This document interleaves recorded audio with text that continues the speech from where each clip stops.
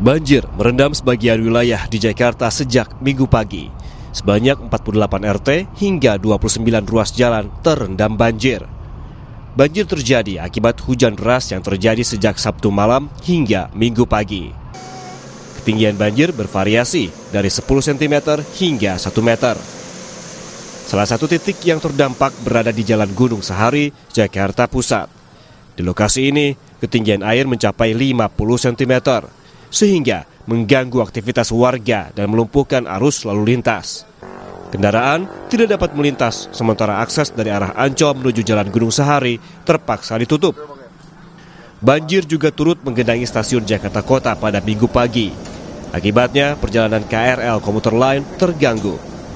Perjalanan KRL Bogor Line yang biasanya berakhir di stasiun Jakarta Kota hanya melayani sampai stasiun Jayakarta dan stasiun Manggarai.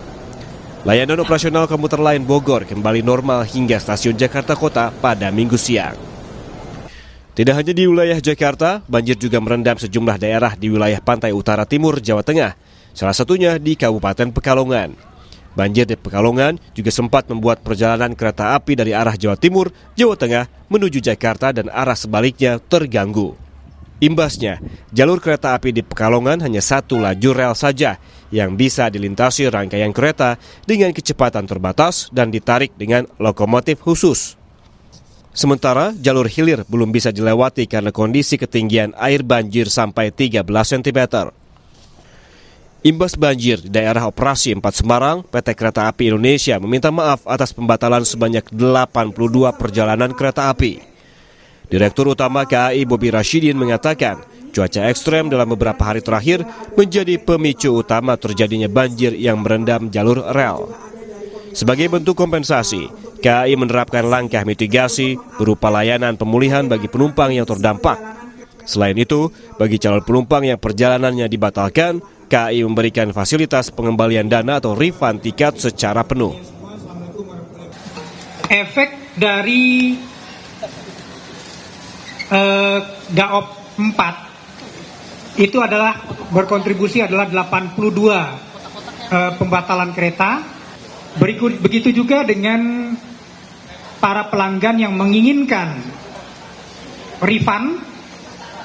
Kami melayani melalui 3 channel. Satu adalah channel loket secara fisik sendiri, yang kedua melewati KAI 121, dan yang ketiga melewati akses by KAI. Badan Meteorologi, Klimatologi, dan Geofisika atau BMKG memprediksi potensi hujan dengan intensitas sedang hingga lebat akan mengguyur wilayah Jabodetabek sepekan ke depan. Masyarakat diminta waspada karena hujan berpotensi disertai kilat dan angin kencang.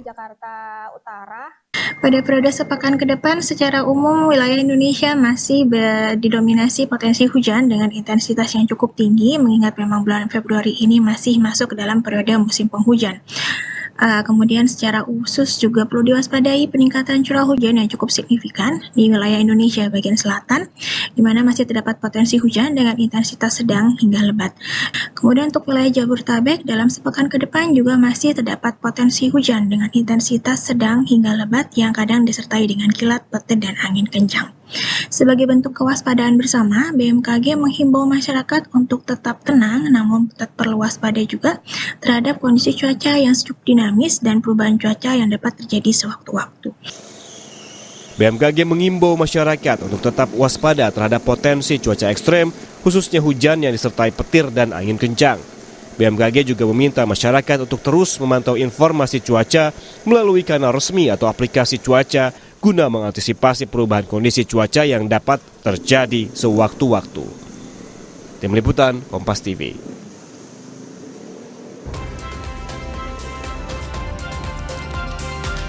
Sejumlah daerah di tanah air diterjang banjir akibat curah hujan yang ekstrim. Lantas seperti apa antisipasi dan penanganan banjir? Kita akan bahas bersama dengan Kepala Pusat Data Informasi dan Komunikasi Kebencanaan BNPB, Abdul Muhari. Selamat pagi, Pak Aam. Selamat pagi, Mas Bremana. Ya, Pak Aam, kemarin kita bersama-sama melihat bahwa banjir terjadi di wilayah Jakarta dan juga sekitarnya, kemudian di Jawa Tengah, ada di Pekalongan, Kudus, dan juga Kendal, ada beberapa daerah lain juga di Jawa Barat, terutama di Cirebon. Kalau dari identifikasi BNPB, Pak Aam, mana saja wilayah yang paling parah terdampak banjir? Ya, kami secara khusus menurunkan tim ke beberapa titik di libur panjang akhir minggu kemarin. Kami sendiri mendampingi Kepala BNPB kita melihat ke Jepara, Kudus, Pati, Demak yang sempat terdampak cukup parah akibat banjir dan longsor. Di Jepara itu ada ada 2 desa yang jalannya terputus, kemudian ada beberapa titik banjir yang alhamdulillah sudah mulai surut. Kemudian kemarin itu di Pekalongan dan Jabodetabek secara umum ada di Kabupaten Bekasi, Kabupaten Tangerang, dan di beberapa titik seperti tadi disampaikan di wilayah DKI Jakarta. Ada beberapa hal yang kami lihat. Pertama, untuk Jawa Tengah. Jawa Tengah ini pasca banjir tahun lalu akibat jebol tanggul di beberapa titik. Tahun ini itu sudah teratasi. Penguatan tanggul yang dilakukan oleh Kementerian PU itu berdampak sangat signifikan dalam menghindari banjir yang serupa di tahun ini.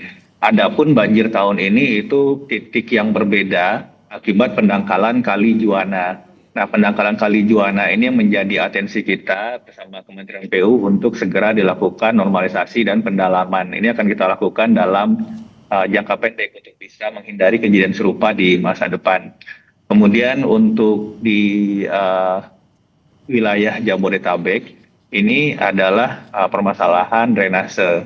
Jadi ini juga bukan kejadian yang pertama, sudah kejadian berulang. Kami juga akan berkoordinasi dengan pemerintah daerah dan tentu saja Kementerian PUPR agar vitalisasi dan penguatan kembali kapasitas drainase di beberapa titik ini bisa kita optimalkan. Karena untuk Bekasi, Kabupaten Bekasi misalkan, ada beberapa titik peninggian jalan yang di kiri kanannya itu tidak tersedia drainase yang memadai, sehingga genangan ini tidak bisa mengalir dan akan menggenang dalam waktu cukup lama. Nah, hal seperti ini yang perlu kita perhatikan bersama. Tentu saja pemerintah daerah, kami, pemerintah pusat dan pemerintah daerah akan bekerja intensif untuk bisa menghindari genangan-genangan ini terendam cukup lama. Ada beberapa hal yang kita lakukan. Pertama, untuk DKI itu sudah dilakukan operasi modifikasi cuaca. Jadi Pemprov daerah khusus Jakarta dan BMKG, TNI Angkatan Udara itu sudah melakukan modifikasi cuaca. Kemudian BNPB juga sudah melakukan OMC di Jawa Tengah dan sekitarnya. Kita mengerahkan 2 unit pesawat yang saat ini sudah bekerja hampir 18 jam per hari. Yang kita harapkan ini tentu saja bukan solusi jangka panjang ya, ini solusi jangka pendek dulu untuk bisa mengurangi genangan di beberapa titik. Untuk solusi jangka panjangnya tentu saja tadi kita sampaikan bahwa revitalisasi drainase, karena ini riverain flood, urban flood, banjir di perkotaan yang sangat dipengaruhi oleh kapasitas drainase, dan ini akan menjadi atensi kita untuk bisa menyelesaikan ini dalam jangka menengah dan jangka panjang, Mas Bremana. Baik, untuk jangka pendek dan juga jangka panjang sudah disiapkan, kemudian bagaimana dengan warga yang terdampak, Pak? Karena dari data yang kami terima kemarin, gitu paling tidak ada lebih dari 100.000 orang yang terdampak banjir di Pulau Jawa. Apa yang kemudian bisa diantisipasi ataupun diberikan BNPB, terutama untuk bantuan dan juga mungkin pengungsian untuk mereka? Ya, untuk Jawa Tengah dan Jawa Barat, Banten, dan daerah khusus Jakarta, kita sudah langsung meninjau titik-titik pengungsian kemarin dan kita pastikan tentu saja sekali lagi dengan untuk jangka pendek ini untuk fase banjir ini kebutuhan logistik dasar permakanan dan non permakanan warga terdampak itu kita pastikan terpenuhi. Kami sudah berkomitmen dengan pemerintah daerah, baik itu provinsi daerah khusus Jakarta, Jawa Barat untuk Bekasi, dan Banten untuk Tangerang, serta Jawa Tengah untuk Jepara, Pati, Kudus, Pekalongan. Kita sudah mendropping juga logistik selain non permakanan seperti selimut, tenda, dan lain-lain. Jadi untuk kebutuhan warga terdampak, Mas Brahmana, kita pastikan ini terpenuhi. Tetapi sekali lagi, ini akan ada fase-fase perulangannya. Ketika misalkan dalam minggu ini banjir surut, kita juga masih akan harus waspada sampai akhir Februari atau mungkin agak panjang ke akhir Maret untuk titik pengungsian, matras, selimut di titik-titik itu untuk kemudian mungkin kembali lagi dipakai ketika sewaktu-waktu air naik kembali, yang kita tidak mengharapkan. Kita akan antisipasi, tapi ini akan kita siapkan sampai di periode musim hujan ini. Baik, kemudian yang menjadi fokus kita juga terkait ini Pak, perjalanan kereta api yang kemudian beberapa perjalanan yang jarak jauh itu dibatalkan di beberapa wilayah imbas dari banjir. Kemudian apa antisipasi dan juga mungkin upaya yang dilakukan BNPB terutama untuk memastikan transportasi berjalan dengan lancar? Untuk perjalanan kereta tentu saja yang kita percepat adalah pengurasan air atau pengurangan genangan. Di sini kami sudah berkoordinasi dengan pemerintah daerah agar pompa-pompa tetap diaktifkan. Seperti beberapa waktu yang lalu di akhir tahun kita mengaktifasi Satgas Pompa untuk bisa benar-benar memastikan kalaupun akan terjadi genangan, ini bisa segera dikurangi dengan pemompaan di beberapa titik.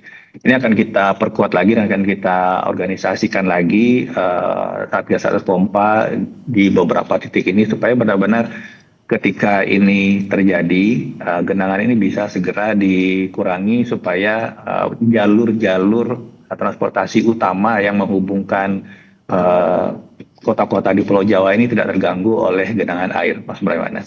Baik, operasional pompa yang akan dilakukan untuk mengurangi genangan di sana. Kemudian bicara terkait dengan modifikasi cuaca yang tadi Anda sampaikan, ada 2 pesawat yang bekerja selama 18 jam per hari. Ini kemudian dampaknya bisa ke seberapa luas, Pak Aam? Dan juga adakah tambahan untuk upaya modifikasi cuaca ini?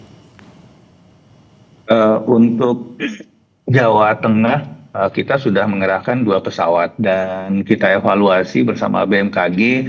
Memang ini dampaknya masih belum maksimal ya, sehingga kita saat ini sedang mengupayakan 2 pesawat ini operasionalnya full dari BNPB, dan kita harapkan ada kontribusi pemerintah daerah, dalam hal ini Provinsi Jawa Tengah, untuk kemudian bergabung menambah 1 pesawat lagi supaya nanti paling tidak di seluruh pesisir Jawa, pesisir utara Jawa Tengah ini bisa kita cover dulu. Karena dari hasil citra satelit yang kita lihat dan analisis BMKG, ini awan yang datang di Jawa Tengah ini dari pantai utara atau dari Laut Jawa. Nah, ini memang bentangannya cukup luas sehingga operasional dari 2 pesawat ini meskipun kita sudah kejar 18 jam, itu kita rasa evaluasinya itu belum cukup signifikan, baru sekitar 20 hingga 30% pengurangan intensitas hujannya. Yang kita harapkan tentu saja bisa mencapai 50 hingga 60%. Nah, ini yang masih kita upayakan bersama pemerintah daerah. Kita harapkan dalam 2-3 hari ini 1 pesawat lagi ini bisa operasional. Sedangkan untuk DKI, ini pemerintah Provinsi Daerah Khusus Jakarta ini sudah mengoperasikan 2 pesawat juga. Dan sejauh ini meskipun hujan tetap turun, tetapi yang dari awalnya itu intensitas lebat itu bisa berkurang jadi intensitas menengah. Yang awalnya intensitas menengah itu bisa menjadi intensitas ringan. Sejauh ini masih kita lihat cukup mampu untuk mengurangi intensitas hujan. Sekiranya nanti ada rekomendasi dari BMKG ada penambahan pesawat, tentu saja kita akan lakukan, Mas Breman. Baik, dengan prediksi BMKG yang menyebutkan bahwa masih akan terjadi puncak musim hujan paling tidak sampai Maret gitu ya, dan untuk jangka pendek juga masih intensitas hujan sangat tinggi. Apa yang kemudian bisa Anda imbau untuk warga, terutama warga yang tinggal di wilayah-wilayah rawan bencana hidrometeorologi, Pak? Ya, pertama kalau kita berbicara urban flooding, genangan di perkotaan, ini pasti berkaitan langsung dengan kapasitas drainase dan sungai, Mas Bremana.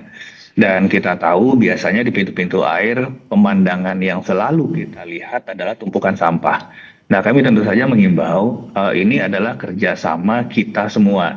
dari lapisan masyarakat, kita tentu saja menghimbau jangan membuang sampah ke sungai, karena ini akan sangat-sangat berpengaruh dalam mengurangi kapasitas sungai dan juga bisa menyebabkan clogging di titik-titik pintu air. Jadi mari kita jaga sama-sama kebersihan, dan kemudian mari kita kuras drainase di sekitar rumah kita. Kita pastikan bahwa saluran-saluran air ini bisa optimal. Kalaupun akan meluap karena intensitas hujan, ini bisa segera turun karena memang kapasitas drainase kita bersih dari sampah, kemudian bersih dari lumpur. Kami tentu saja dari sisi pemicunya kita akan terus mengupayakan operasi modifikasi cuaca, dan jika nanti ada saudara-saudara kita yang sempat mengungsi, kita akan penuhi kebutuhannya, Mas Bagaimana? Oke, selain imbauan untuk warga bisa mencegah dari dini gitu ya dengan tidak membuang sampah sembarangan, kemudian apa yang kemudian bisa dilakukan BNPB untuk bisa memberikan peringatan dini mungkin kepada warga terutama di tempat-tempat yang